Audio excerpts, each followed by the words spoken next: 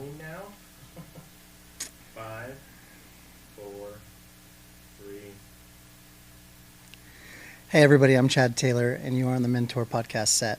This is Human Connections 10, and it is my absolute pleasure to have with me today somebody who I have known now for 10 years.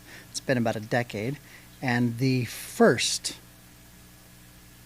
youth that I worked with here in Las Vegas, and essentially the beginning of the Mentor Empire. I would like all of you to meet Mr. Brandon Brown. Hello. How are you today, Brandon? I'm good, Chad. How are you? Man, I'm amazing. First and foremost, let me say this. It has been an absolute joy and a pleasure to watch you over the last 10 years grow from a teenager into a young man into some of the things that are happening in your life today, and extremely proud of you. I didn't say that. I know this is the third cut us getting started because of camera problems, but I didn't say that the first time. Thank you. And I need you to hear that. It is something special to watch someone go from adolescence to a young man, and I appreciate you allowing me to take part in that in some fashion, and I'm very excited to see where your future goes. I would say it's a huge part. I think the mentor. When I met you, it was the Taylor Foundation. Yeah. And that's what it was about. And do you remember why we met or how we met? I felt like that was a really cool story. Is that I started the Taylor Foundation because I was out of prison. I was doing better. I was taking care of my family, taking care of myself, and I was bored. I was start dabbling in trouble again. I was like, I gotta help. I gotta do something. I gotta give back to my community. So I created the Taylor Foundation, put it together, and I was telling all my friends. And I have a friend of mine, Gary Metz, who I appreciate greatly. We've kind of lost contact over the years, but I appreciate him greatly. He calls me, and he says, I have a friend. There's some young kids. They've lost a friend. And he's very afraid for these other youths. Can your foundation do anything for them? And at that point, I hadn't done anything yet. And I responded, absolutely. What do you need? He says they're living in the tunnels in Green Valley. I said, great, I'll go find them. That was how it started. Yep. How did it start from your side there during that time? Well, I was living with those 3 people. It was on and off, a few less here and there, but I was homeless for a while. I was living with Taylor, the guy who died. It sucked because, I was trying to keep his psyche up. I was trying to keep his spirit up. Yeah. The whole time we were living with him, because he was, he's probably looking at everything more negative than everybody, so we were trying to help him.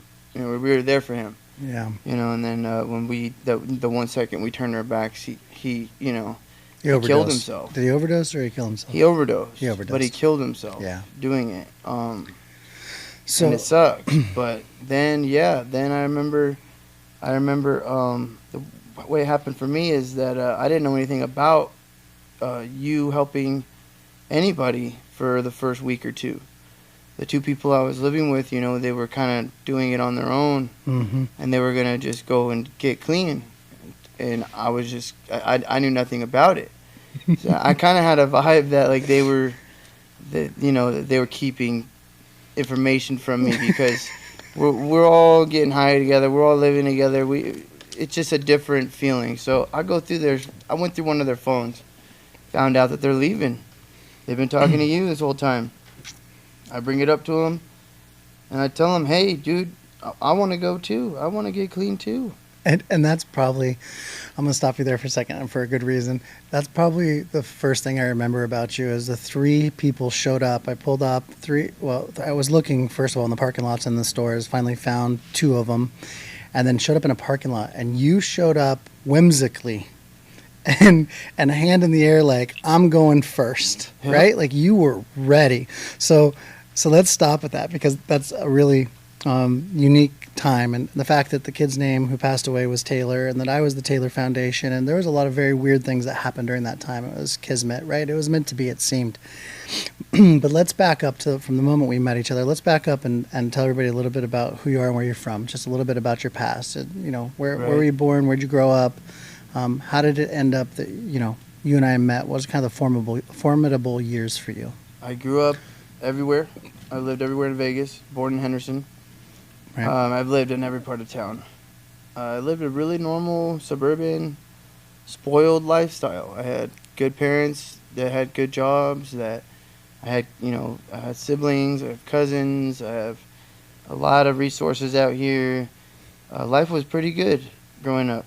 Right. You were mentioning when things started changing.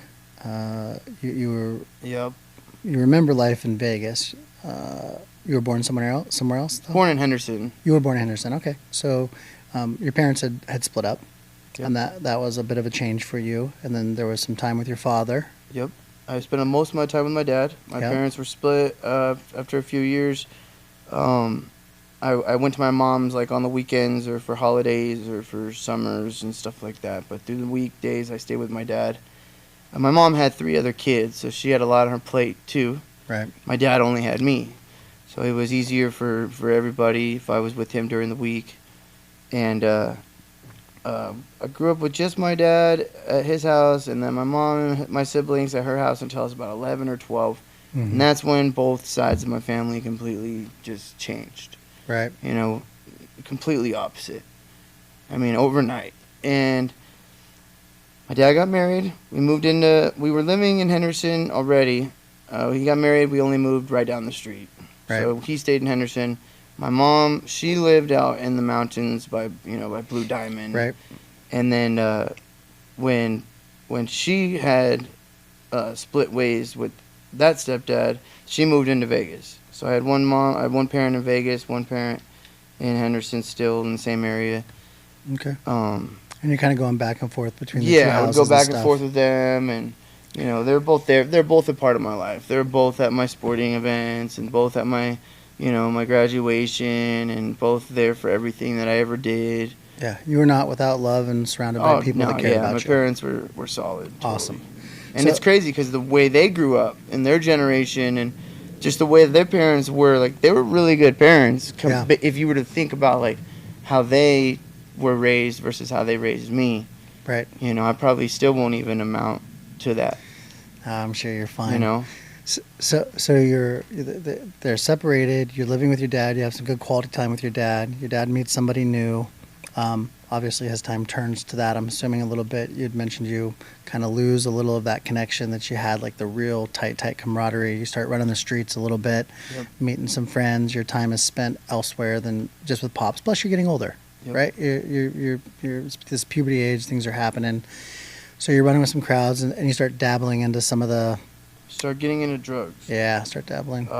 I had ADHD really, really bad in school, and I started taking prescription drugs before regular drugs.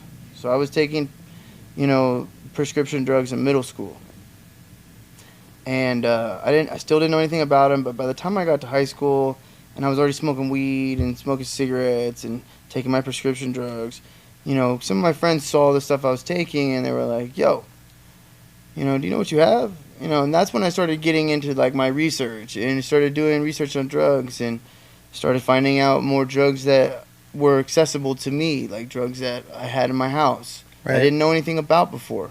Right. Because our house was so formally kept and so nice, and that nobody would ever even think, that we would be becoming drug addicts or anything like that. So I found out that I got a bunch of good drugs in my house, and Yeah. I just slowly, over the next couple years, freshman, sophomore year, I got into the pills. I got into smoking weed too much, got into drinking. And this was the time when the heroin epidemic.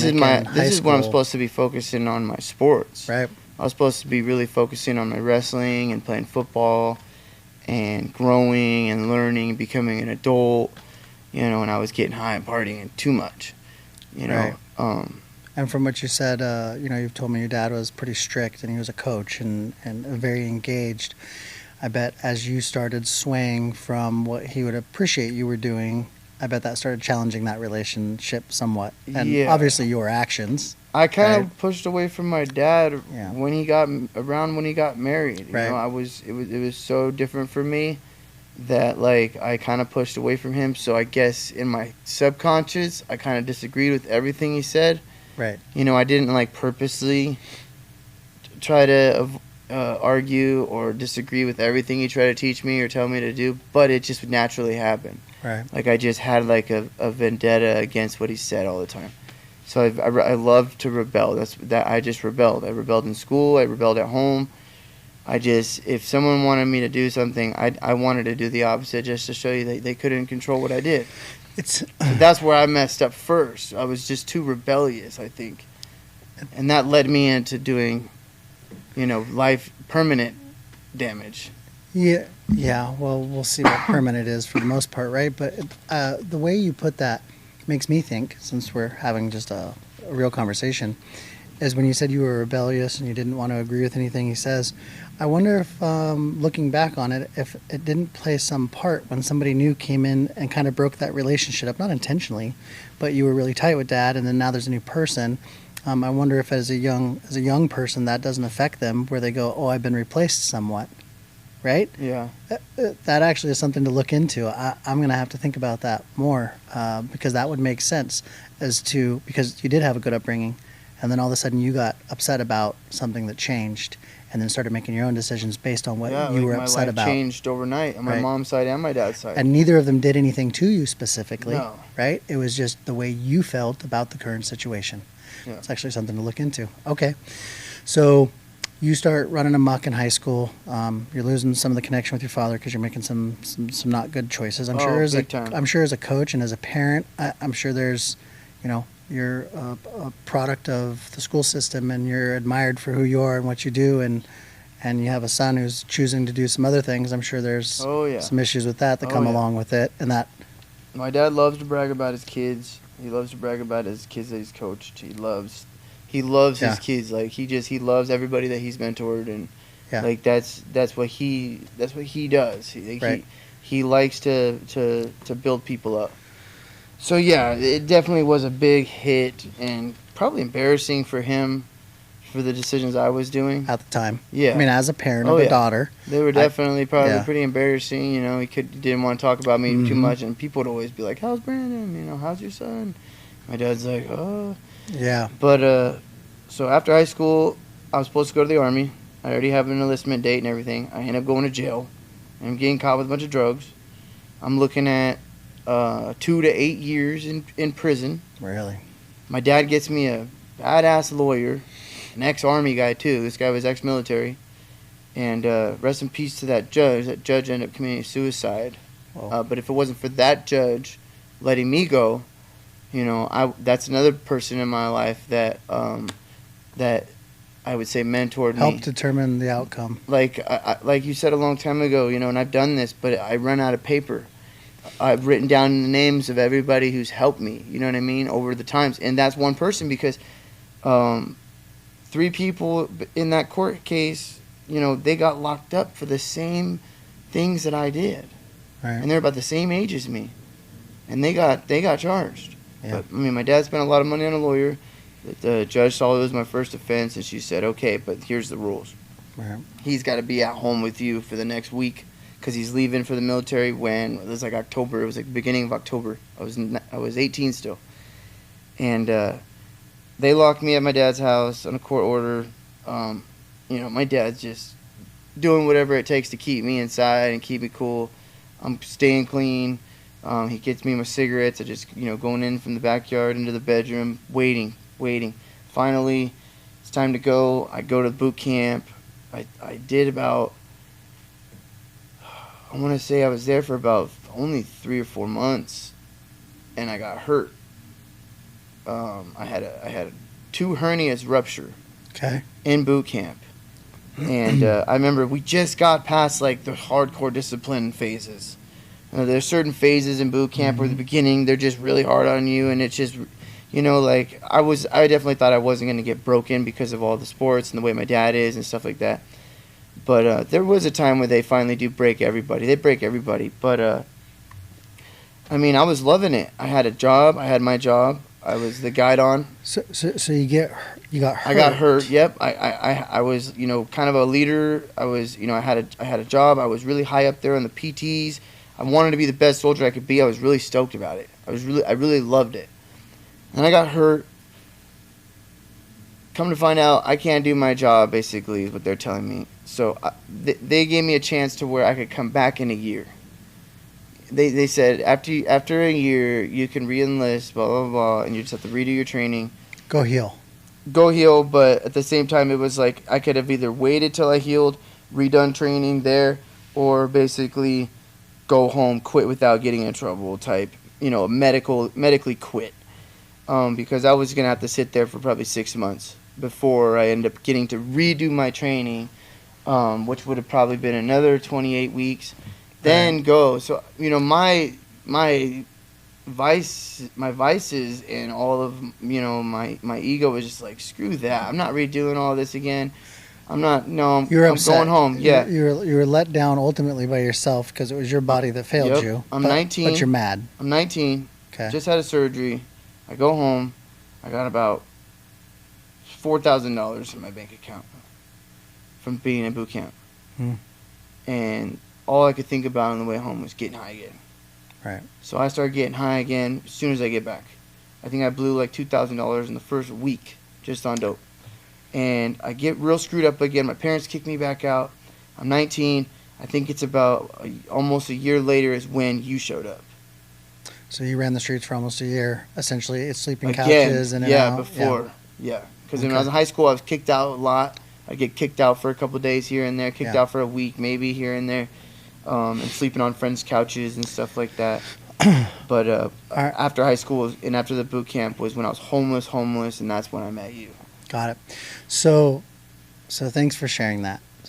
And most people will see that no matter how you're brought up, something happens at some point in your life that changes the direction. And if you can reflect on that, it's kind of helpful to look back and own some of that stuff, because most typically we blame other people for everything, when in reality, most of it is a doing of ours. We can still be victims in some circumstances, but for the most part, we played a role.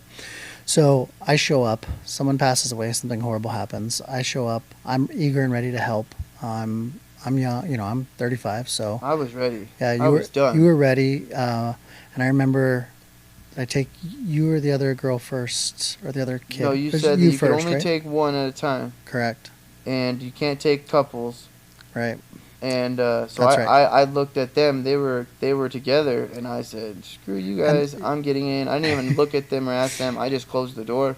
I'm ready. Let's go. And they were still hesitant. I remember following her around the store. She was hiding. She looked sick. She looked sad. Oh, we were all sick. Yeah, it was every day. Good. I mean, you wake up, you're sick. Yeah. You get high, you're sick. So you get in the car, and so I had some rules I set in place to helping. Again, this was the first time, but basically it was no lies, I think is what I tell everybody. No lies, I'll help you, whatever, and put you into detox and. First thing was West Gary, yep. Yep, detox. That was a huge thing for me too. Yep, and then somewhere safe to live was the next thing. Did we get you back with your parents, or did we? No, I was living with I was living at the St. Jude's. That's right, St. Jude's helped me out in I had Boulder the City. St. Jude's apartment. Yeah, it's really cool. That's right, McClellan. I got another three mentors that are from there. They're not there anymore, but right. So detox got you in a living facility, and then got you work. I think with Jason. Yeah, right next door to Tangible. You're in one of those videos with Jason, and that was good. And some time went by, and things were good, and I was just building the mentor stuff. And then you faded off somehow, something with Jason, and you ended up back at it again somehow. I don't know where I was. I relapsed while I was working for Jason, and me relapsing will completely just change my personality, Right. But that's kind of what made me lose that job. Just everything changed after I decided to get high again. So let's talk about that, right? Where everything's going pretty good. You're working next door. Everybody's around. A lot of my friends are around. We're building this mentor thing. We see that it's helping you. We're excited about being able to help. All the things we want to do are happening. You're doing better. And then this relapse thing comes, and then we'll jump into that real quick. I'm gonna stop it real quick for a quick break, and we're gonna jump right back into that. Brian, go ahead and cut it for a second.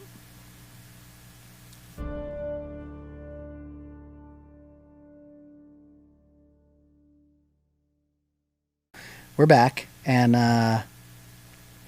we are going to talk a little bit about when Mentor started, and you're working downstairs in the building. I remember the building up on Russell, and everybody's around, and everybody's Tangible helping. color.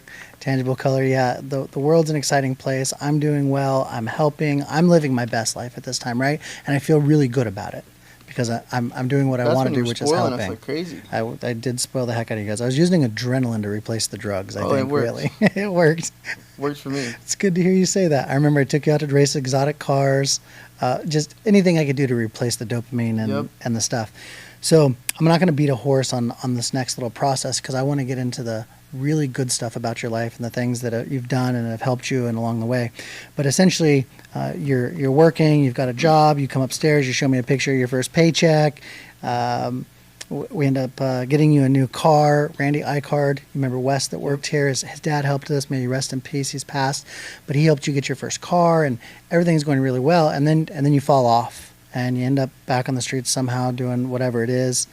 And then at some point you have a realization. You talked to Kevin, who was working with Mentor at the time, a friend of mine from high school. Well, yeah, he was a huge part of the beginning. He was in the Denali when you guys picked us up. He was, he was my second mentor. Yep. So you call him. You're down and out. I'm begging. You're on Fremont Street. I'm getting high. I'm begging.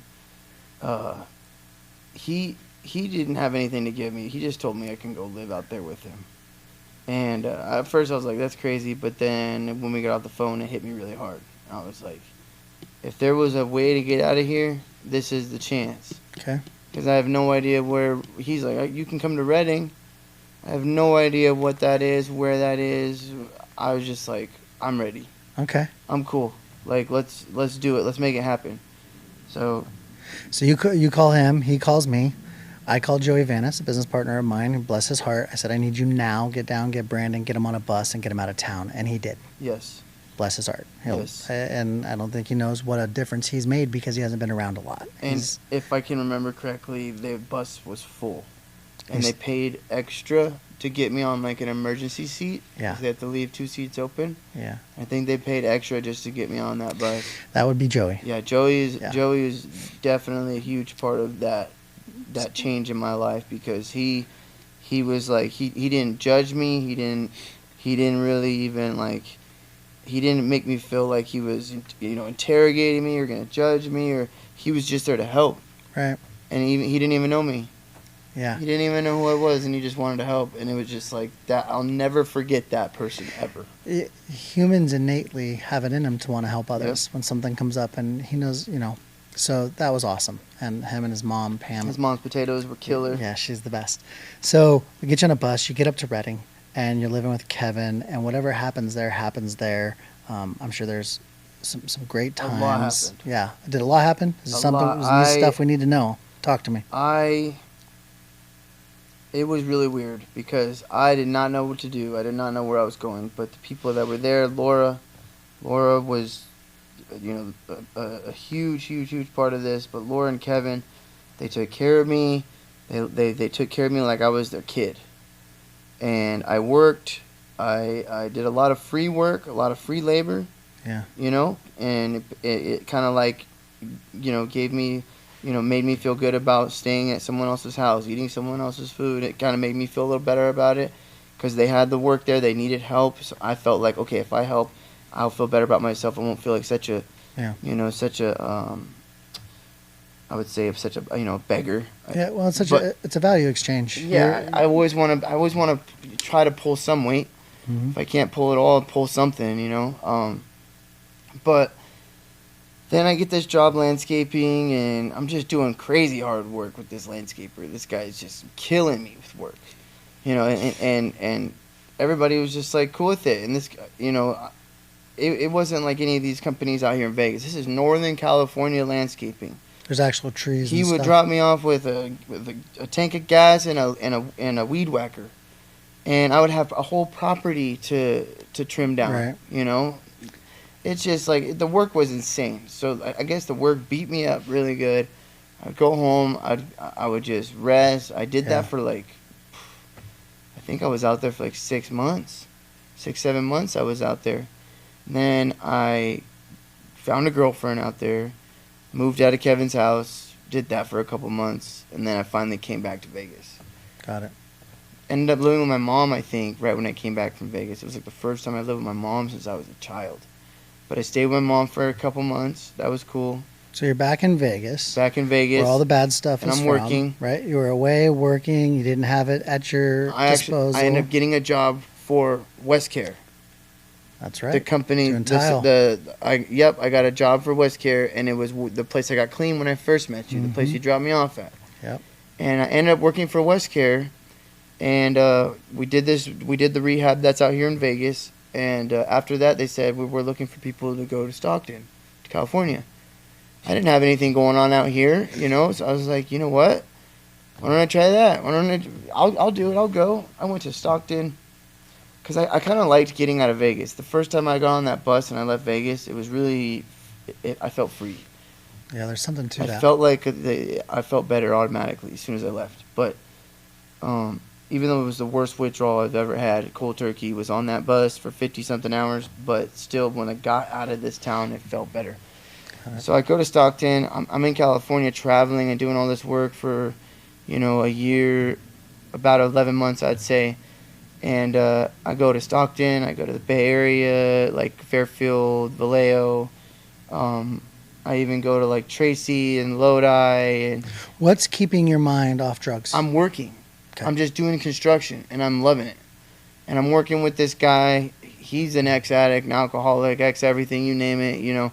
He was just, cleaned up, and he works, and I was with this guy every day. Okay. And he kind of mentored me for like a year, right. Kyle. And he taught me, he kind of taught me the beginnings of a lot of different trades. And then by the time we were done and it was time for me to go back to Vegas, I ended up getting a job framing because he showed me framing.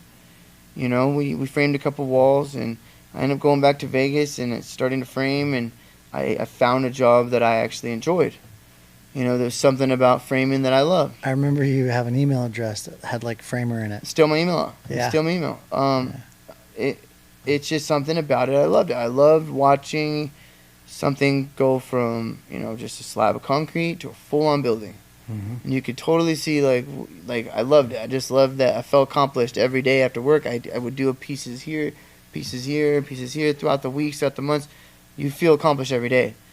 And then after a couple months and the job's all done, you go to a new one, you start all the way over.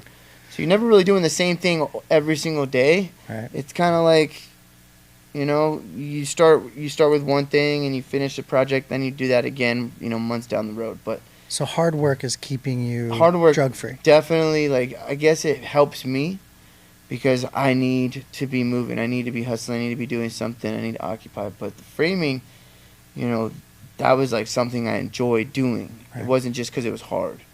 Okay. And it gets easier over time, but I still love it. I'm still doing it. Yeah. I still love it. I've worked in office jobs. I've worked in restaurant jobs. I've worked in grocery stores. I've worked in, sales offices. I've worked in Jiffy Lubes. You name it. I've worked in abandoned sports centers. I've done janitorial stuff. I've done almost every kind of trade you could think of. I love framing. Awesome. It's something I like to do. And that's one thing that helped me stay clean too, is finding something that I like doing. Yeah. Because when I first got clean for that 8 months, I thought everything was going to be perfect. I thought the world was going to be fixed when I stopped doing drugs. You mentioned that earlier, and let's touch on that just a bit since we're in the middle section here. You mentioned earlier that you were young when you started drugs. I mean, almost 12 years old? 12, 13, started smoking weed. Yep. Okay, so you started doing drugs at a young age, and you said that when you got clean at 19, almost 20 years old, that you'd felt like the world had completely changed, and you didn't say you missed it, but you reverted right back to what you remember the world being at 12 when you sobered up and thought that it was going to deliver everything you needed and didn't. Yeah. Explain to me that a little bit. What do you... I was under the assumption that that I was going to be able to fix everything, I guess. You know what I mean? I So thought if you that got clean, everything was going to and be did okay. everything that everybody was telling me to do, you know, then things would go back to normal, but that's not the case. Did I mislead you and tell you that getting clean was going to help? No. I just, you know, that was my personal, I guess, ideology. You know, I was thinking that before I ever Yeah. met you, that all my problems would go away. Right. And when I met you, that was a great thing, because if I didn't have you, I would have never felt accepted almost anywhere. You know, for like the first year, 2 years, maybe 3 that I knew you, I would go to your offices or go to your shops, and I would still kind of always feel like, you know, the stranger, the guy that Chad's helping. But like nowadays, I see new people, new faces all the time, kicking the doors down. They're like, "Call security. Who's this guy?" I'm like, "Get out of here! What are you doing? You're fired." I think you pretty much own the places now. Oh, yeah. I think everybody in my places, they enjoy you much more than they do me. I can promise you that. Yeah, now it's like I've known you guys for so long that, I mean, I could show up at Vinny's house or at your house around 5 o'clock, and I could probably sit down and have dinner. Like, yeah, for sure. like you guys are family to me, and that human connection right there was huge for me, because the world didn't do what I thought it was gonna do when I got clean. You needed a lot. You needed a lot more than you thought you did, for sure. But Yeah. I did like how you said I started doing drugs at 12. So then when I woke up at 19 and thought if I just get sober, everything will be okay. Yeah. You woke up and times were different. It wasn't And it 8 was years like ago. 21. Yeah, right. I Times got were clean in different. between, but 21 I was doing bad. So, and it was a real struggle for you coming out of it, and the working and the different jobs. You never gave up. You continued to try. That was the best thing. Is like, Yep. no matter what it threw at you, you kept trying and kept trying and kept trying. You never gave up. So, I think that was something that helped you along the way, was your perseverance to just not quit. Yep. And what do you think a driving factor behind that was for you? Was it the pain and suffering on the bus and the detox? Was it the missing out on so many years because you were high? Like, what is the thing that keeps you away from thinking about drugs, other than the fleeting thoughts of, oh, I think the way my parents raised us, you know, is a big part of where I get that strength from, for sure. Because both my parents, we're taught not to give up, and we're taught to be hard working. Like, Right. especially my old stepdad Alan. He instilled hard work in us. right, Like, so I am not afraid of hard work. It's just something I'm not afraid of it. I'm willing to do something that's going to break me and then keep going. right. So I forgot about all of that the first time I really tried to get clean. But then when I realized, and I got a little older, I was 21, I realized, you know, this ain't going to be as easy as I thought. You know, there's going to still be problems. Yeah. After I clean up and I become a normal, you know, person in society, and I'm just living my life and taking care of myself, and I'm doing all these things. I want to make a future for myself. There's problems. Yeah. I had to learn that, and it hit me.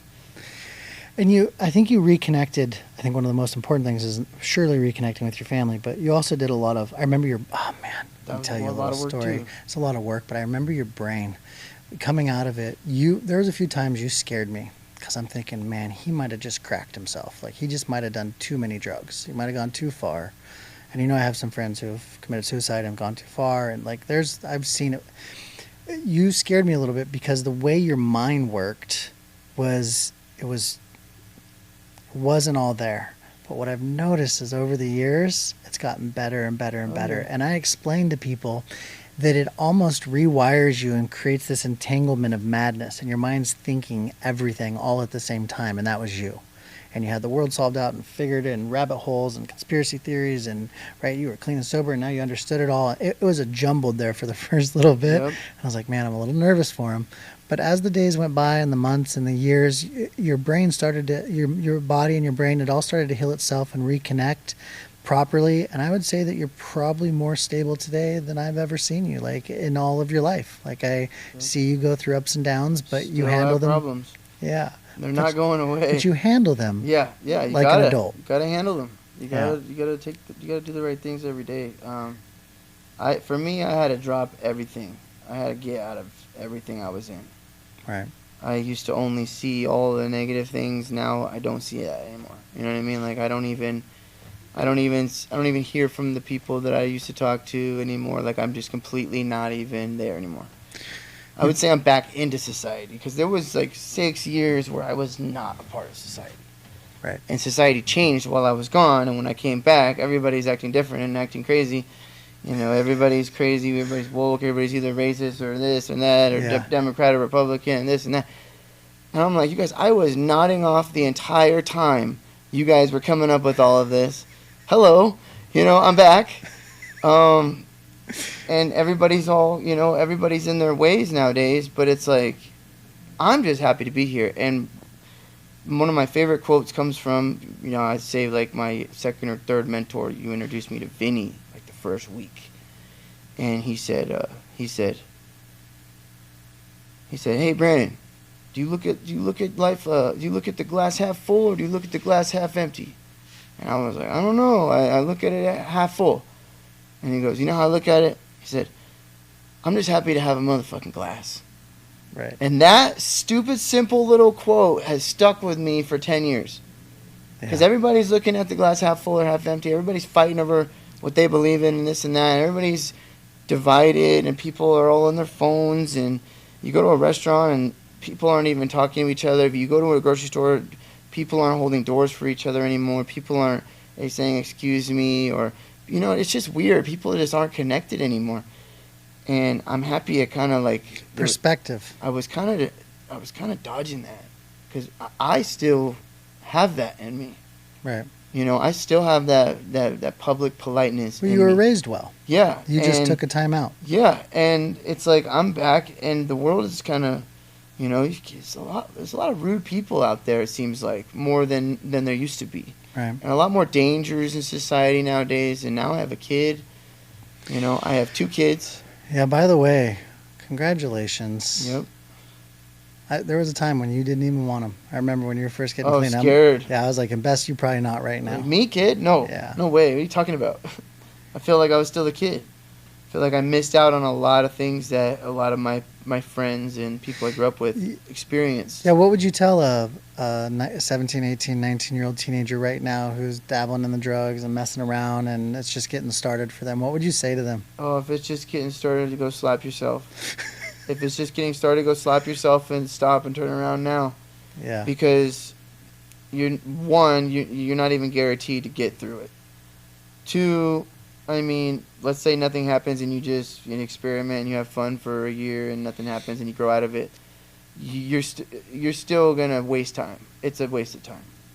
And I think especially the way the world's going right now, everybody's making decisions behind everybody's backs. We don't really know what's going on. Things are changing left and right overnight. We don't really even know what's going on. I think it's a good time to pay more attention.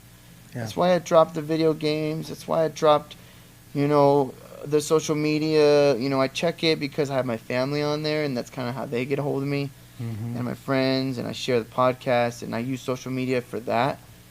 But yeah, one of the statements was that I'm going to use this technology to get to you and then get you off of technology. Yeah, well, that's the goal, but that seems like it's the only way to get through to people. You have to fight fire with fire. It's like, if this is the only thing you're going to be on, and this is all you're paying attention to in this world that we live in right now, I mean, like, I would rather pay more attention. And when you're getting high and you're partying and having fun, yeah, it's one thing, but we're not in the 80s. It happens quick, doesn't it? We're not in the 90s. Yeah. In the 2000s, these are decades where kids in high school were allowed to have fun. Yeah. And they still had a lot of room and a lot of time to come out of it and grow up and still have a great life.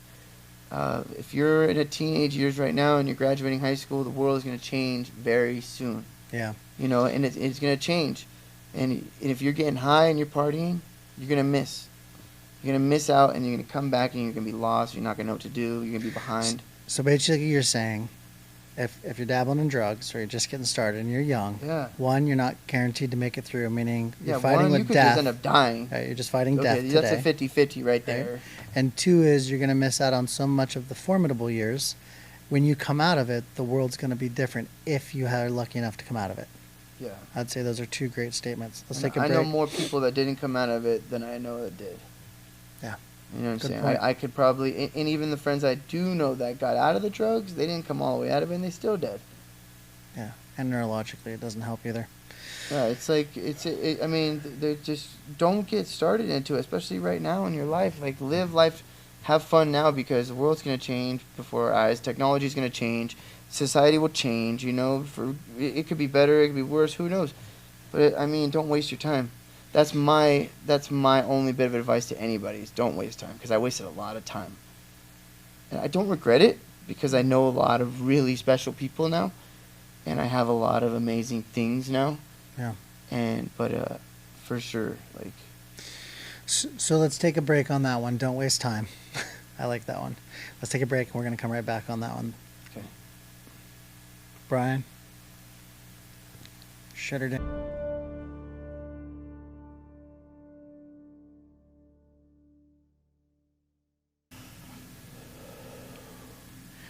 All right, so we left off with Brandon talking a little bit about don't waste time. If you're a youngster out there, you listen to this, you're a parent listening to this, understand the 3 things he said.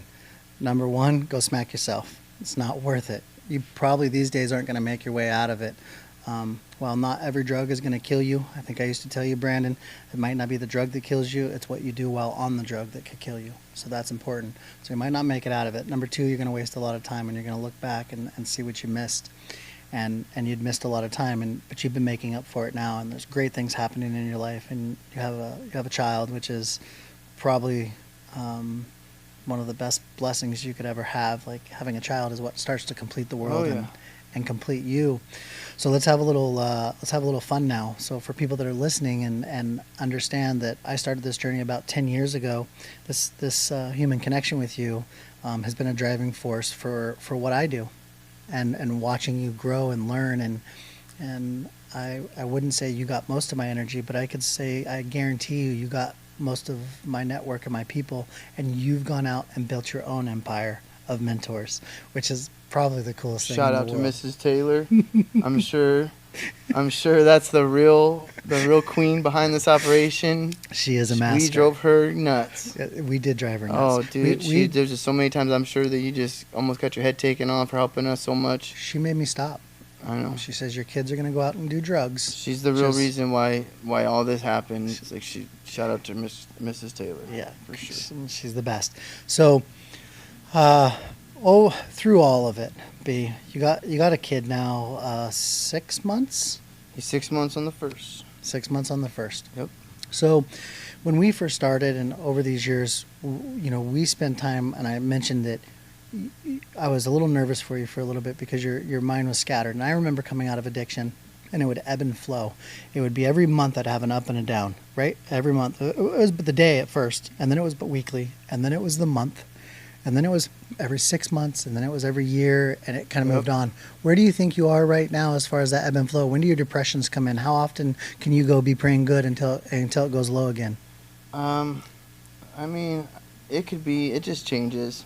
It changes. You think you get a strong 6 months out of it now? I remember my first couple years clean. I would still randomly feel withdrawals. Yeah. Just thinking about it. But I mean, the first month was the worst. But then after a couple years, I thought that everything was going away. What's going on? Battery's dying. Oh. So we'll just kind of keep flowing where we were at. We were talking about, you kind of built your own network and your people. And you have a child now, and you're 6 months old, and that changes your thought processes, and you miss time. And we've gone over a lot of things over the last 10 years. And while I haven't worked with you independently, obviously the network, which we explained, people, you've built your own mentor empire. Like, you have more of my friends now than I probably have. Like, it's amazingly awesome.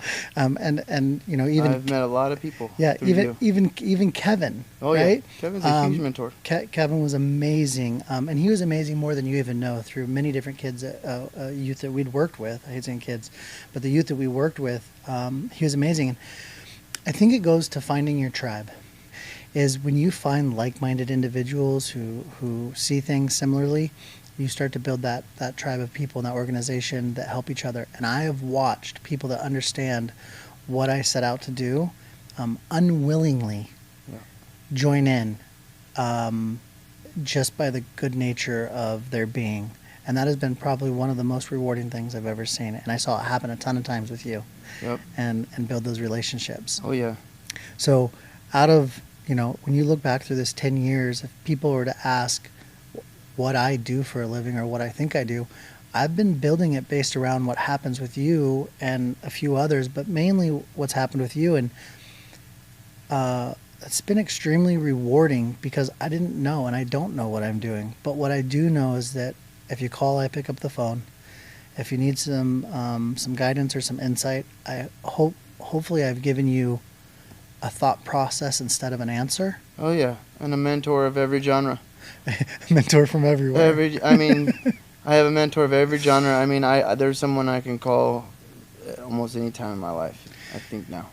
And do you think that if we decided that that's just what we want to replicate, is that we made sure to surround you with people? I think we want to teach people hard work, basically hard work on yourself, working hard on yourself, and that kind of automatically brings people together. Okay. You stop focusing on what everybody else is doing and what the world's doing, and just focus on yourself. Okay. I think that brings people closer together. People know themselves better.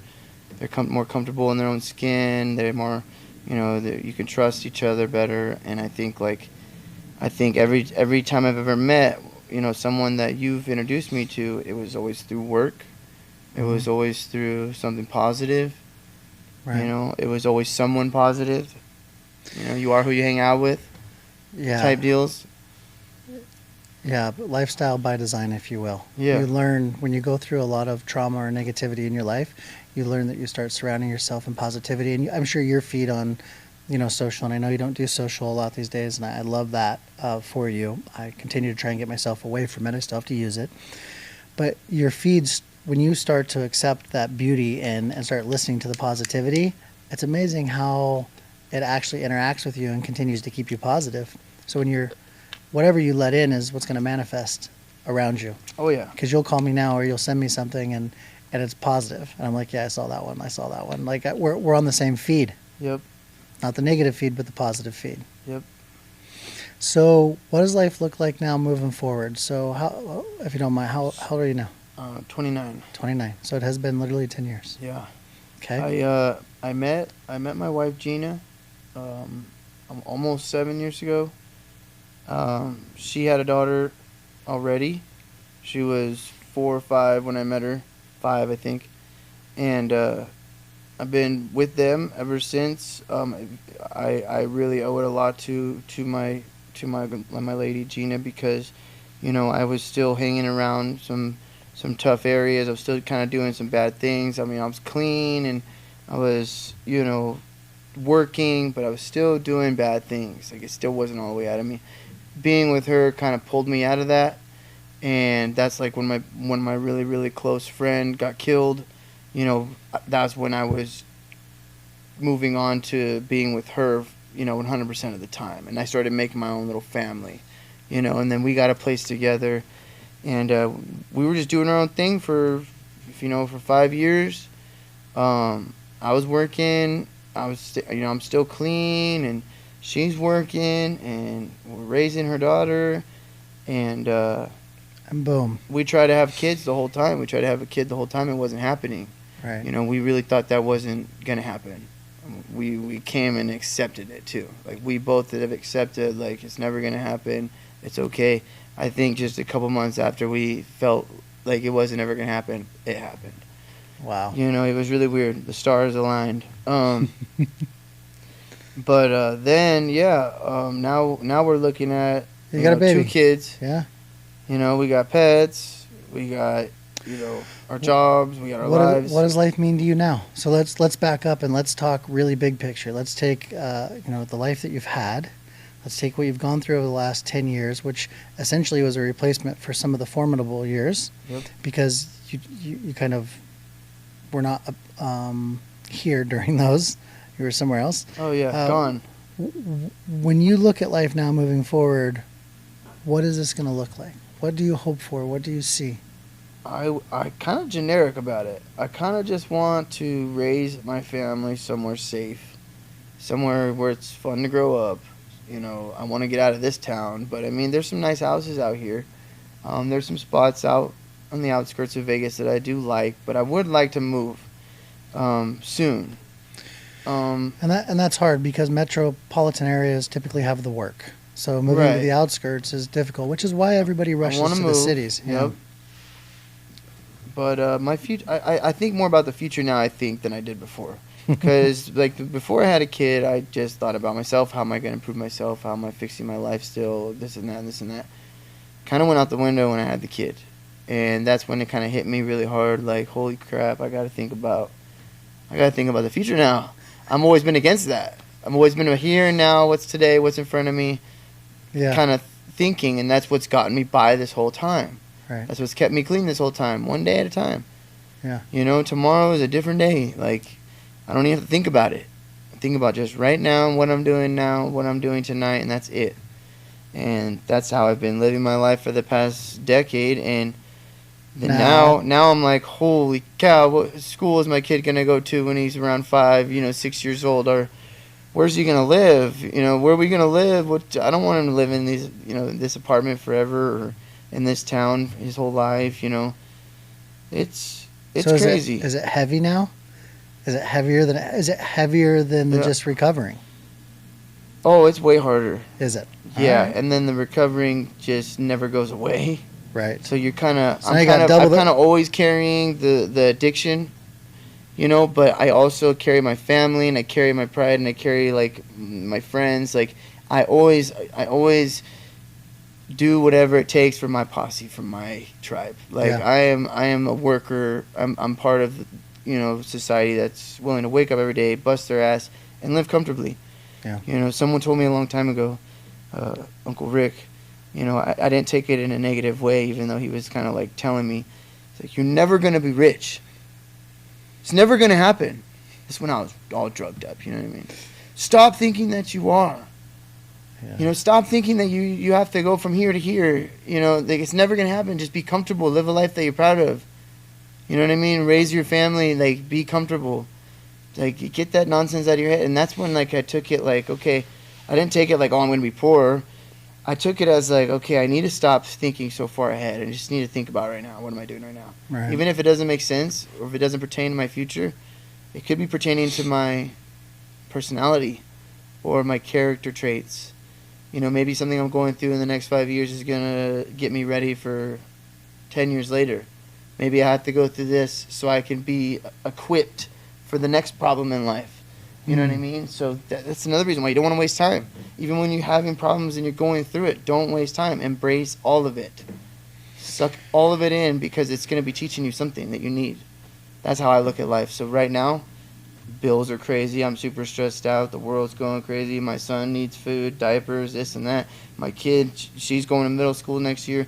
She needs a whole kinds of things too. There's so many people that need things that I have to be there for. And, that's stressful. But it's okay because I've already, 5 years ago, 10 years ago, I learned from those lessons, and that got me ready for this. Right. So that's why it's making it so much easier. You know what I mean? Like, it's stressful, it's really hard, but it's not as bad as it would be if I didn't go through that mental training before. Right. Have you started to develop a much closer relationship with your father since the baby? He's always been there since. I wouldn't say that. It's still kind of early for that. But I've definitely built a good relationship with my dad since I completely fell off from him. Right.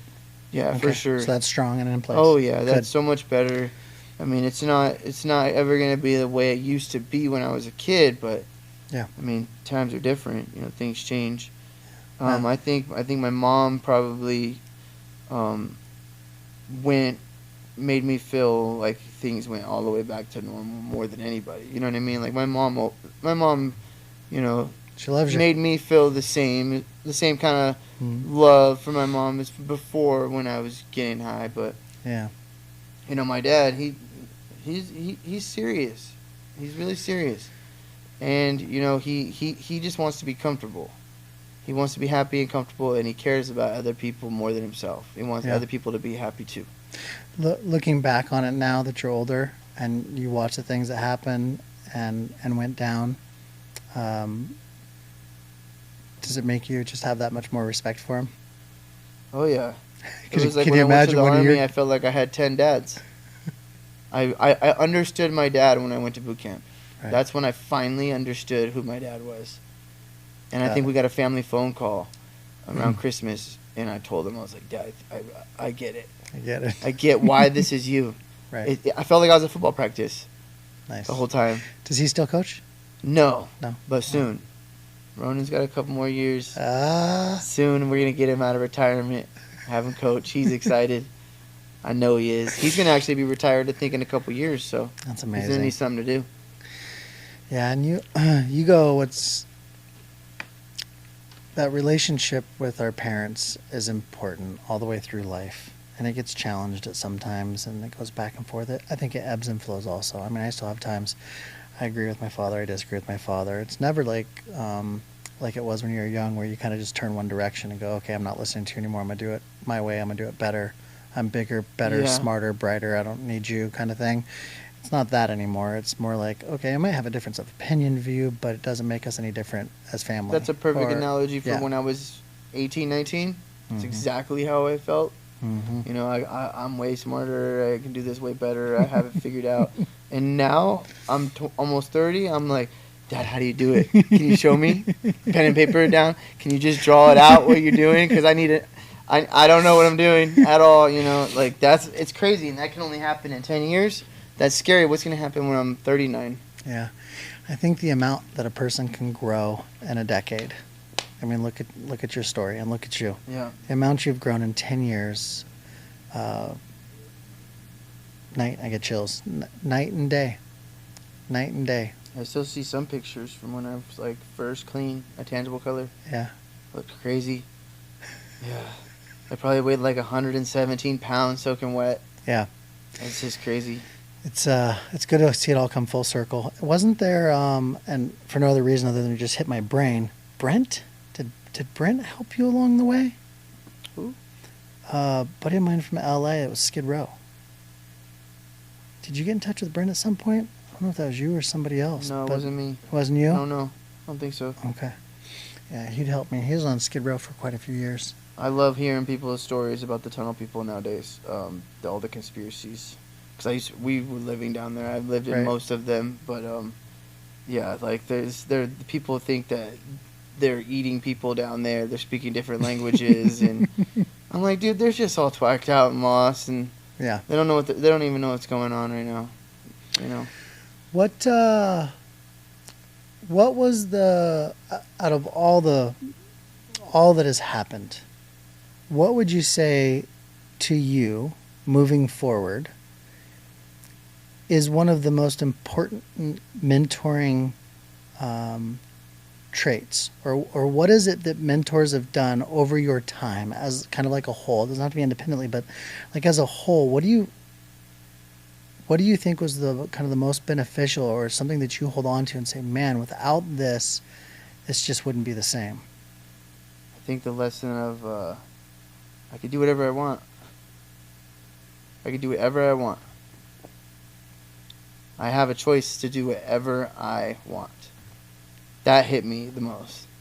Because like when you have all the bad vices and you're going through addictions or you're having problems, most of the time, all these different cases of different examples of people having problems, most of the time there's excuses. There's reasons for it. Do you know what I mean? There's something else outside of your control could be also inflating that problem. Okay. For me, that whole you can do whatever you want. Yeah, I can take my check and just go buy a big old bag of heroin and I can go get high and relapse but at the end of the day, it only hurts me. Right. You're gonna go home. You're gonna sleep. You're gonna be living your normal life. He's gonna go home. He's gonna sleep. I mean, the whole world is still gonna spin.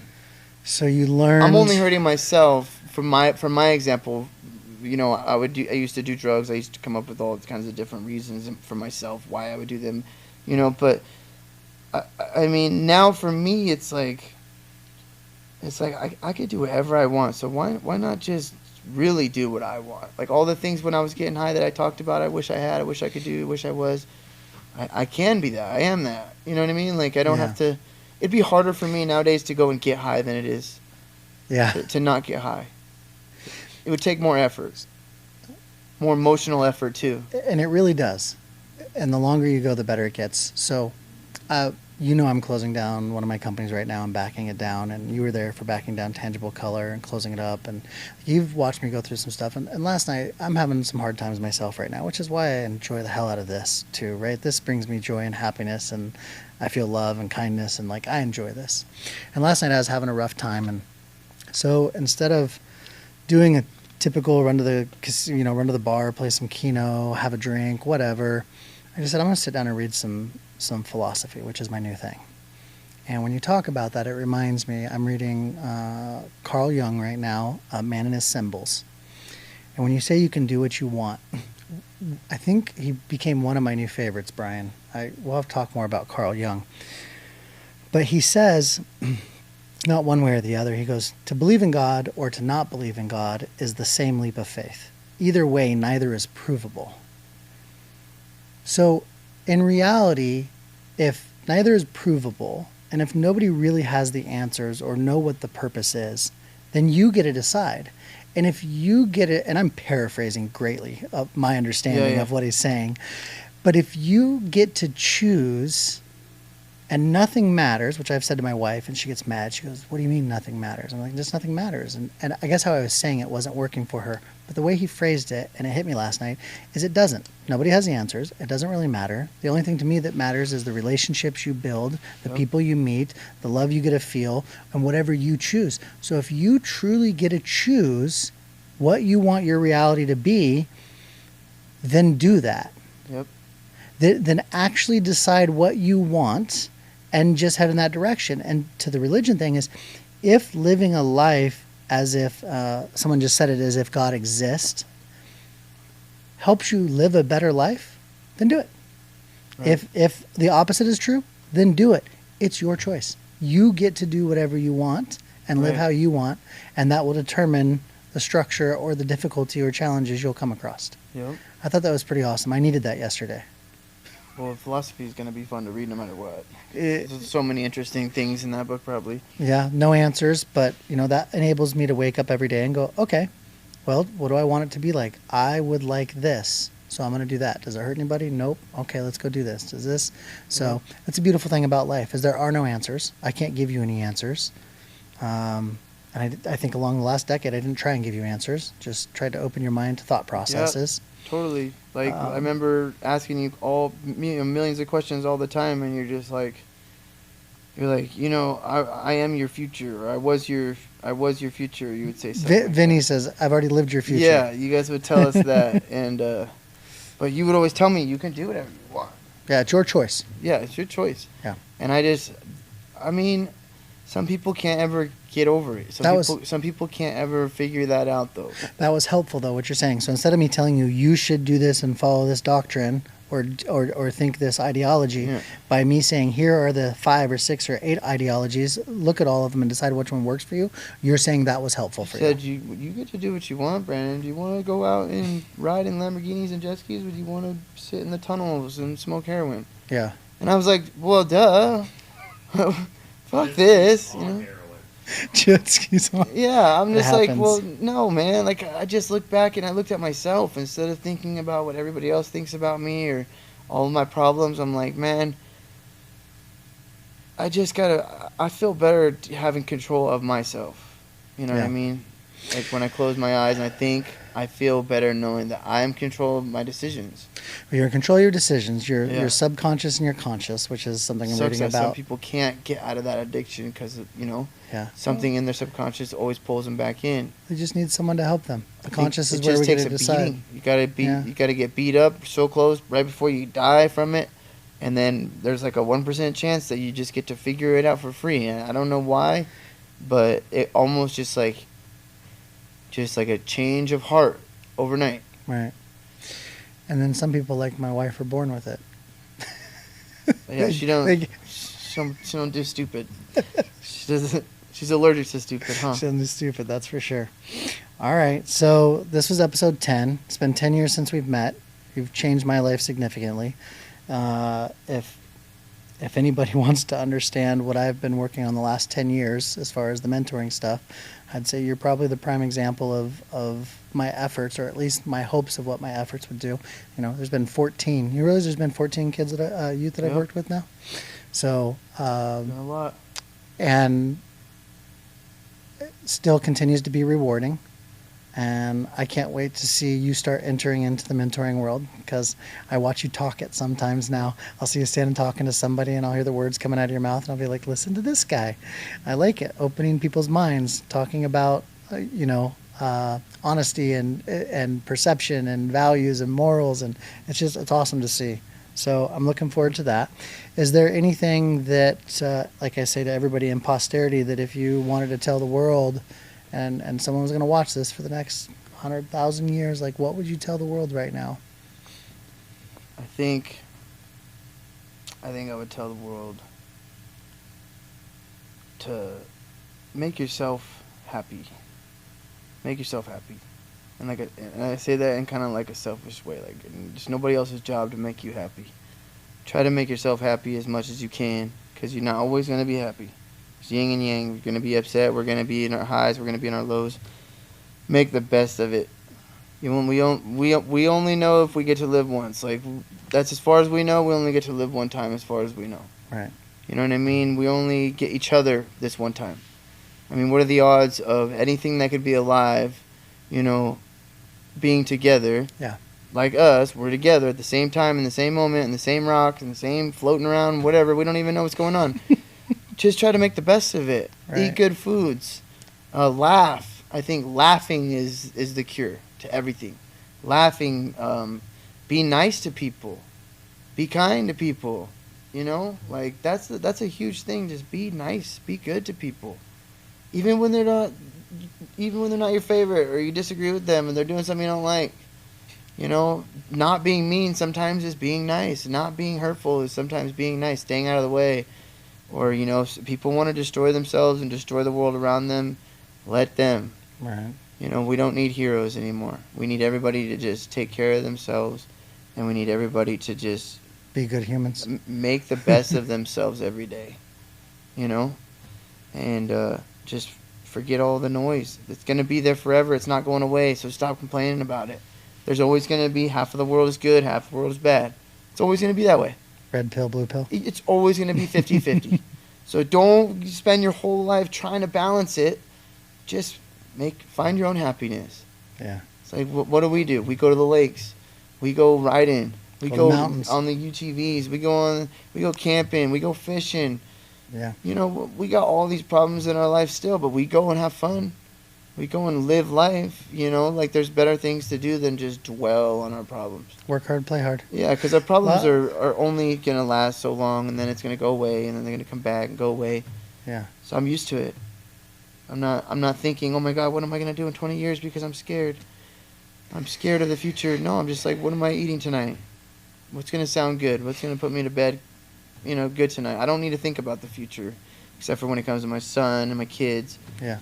That's the only future I think I dive into. I'm like, oh, I better put this money here. I better put this money here. I better start saving this. But the good that's news the parent. There's a lot of people out there that have already done that. That will help you, and will be there for you to lean on. Don't forget that. Yep. Don't forget that. Well, you're kicking ass at life, B. As far as I'm concerned, I feel like I'm kicking ass. I mean, I'm not not millionaire. I'm nowhere near it.